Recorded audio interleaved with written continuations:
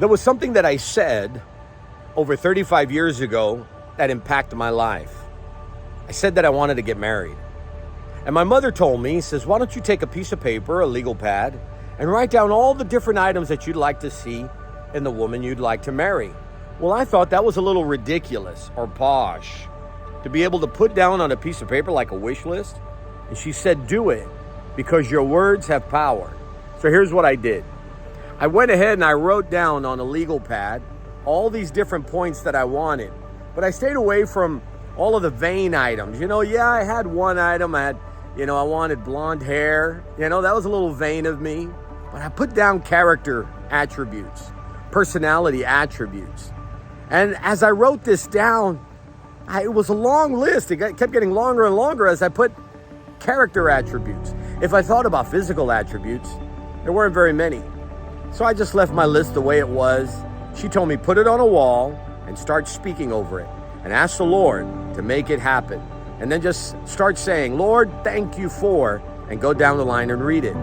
So I had that piece of paper on the door of my closet in my bedroom, and I began to speak. Well, unbeknownst to me, something began to happen. Now, some people might want to call it the universe went to work. I say the kingdom of God began to produce. And I ended up meeting a young lady a couple of years later by the name of Lisa. And I fell in love with her, and I married her. And then on our Thanksgiving table, while eating with the family, I looked over to my right where my wife was sitting, and the Lord reminded me, this is the person that you asked me for on that paper.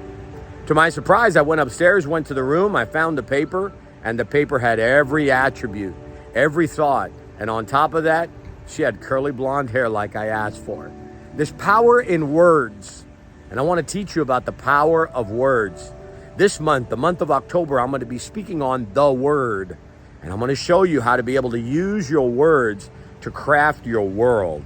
Now, these past 35 years that my wife and I have been married, we have used our words to craft everything in our world. Now, sad to say, there's a few things that we said that we wished we didn't say. And so we had to learn how to refine, how to define, and how to make it better.